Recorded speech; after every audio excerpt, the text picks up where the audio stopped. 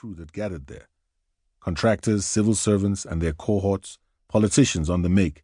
The topics were always the same: politics, money, football, and sex. Abel looked at the text message again.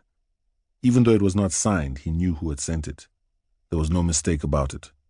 The message had come from Ada, Soni's wife and the mother of his 3-year-old son. They had history between them, Ada and Abel.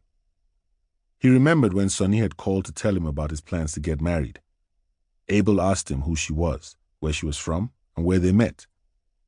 After Soni replied to say they had met in a nightclub, Abel wrote his younger brother a long letter that ended with, 9 inches, you do not marry a woman you met in a nightclub. And Soni, maybe in a fit of passion, had shown her the letter, or maybe, not to judge him too harshly, had left it lying carelessly someplace like he did most things: clothes, money, memories. Ada had read those last lines and never forgot or forgave. He called the number. Ada, it's me, Abel. I just got your message. What message? Her voice was flat. What message? Didn't you send me a text message? No, I did not. Okay, well, I got a message from this number to say Soni is missing. Is he? Yes, he is missing. Abel thought he heard a sniffle. And you didn't think to tell me? I don't have your number, she said, as if it was the perfect answer. You don't have my number. Abel bit down on his lower lip to stop from screaming. He took a deep breath. How long has my brother been missing? 16 days, she said, and burst into tears. I know you will blame me. I know you've never liked me.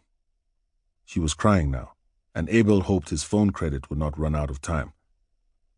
I wanted to call, but I didn't know what to say.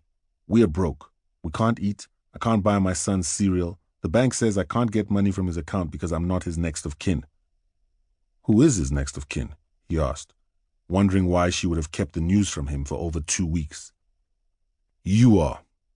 All the money Soni has now belongs to you. Without you, we can't even buy toothpicks. She burst into tears again. That was when his credit ran out. Soni had been born Sunderland Onyema Dike, but over time he came to be known by an odd assortment of nom de guerre befitting the person he was becoming and would become. At university, he was known as 9 inches, because he told the girls he slept with that he was 9 inches long, and soon took to leaving an inscription on the wall above the bed of any girl he bedded. 9 inches was here, and he bedded many girls. It was a boast and a declaration all at once, aimed at deflating the next visitor. After school, when he relocated to Lagos to chase his fortune, as he said, Soni came to be known first as Alhaji Tanko, then Sabato Jr., and finally Sabato Rabato. Everyone said Soni had seen money. They said he had hit it big in Lagos.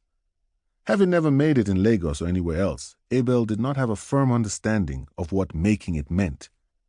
He had caught glimpses of it during Soni's wedding to Ada. He gleaned it from the house Soni lived in previously, the gifts he scattered around the family, the magnificent house he built for their mom in the village, the brand new Toyota Camry he sent Abel on his 35th birthday, and the brand new cars he sent to their mom, their sister, and a gaggle of uncles and aunties.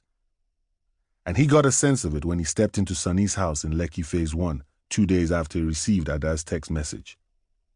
Soni had built and moved into the house 2 years earlier. Abel had been invited to the housewarming, but he could not make it because it fell during the second semester exams. He did not want to think about Soni's house, with its 8 bedrooms and 3 living rooms, the fleet of 7 cars, the wall-mounted flat-screen televisions, and split-unit air conditioners in every space.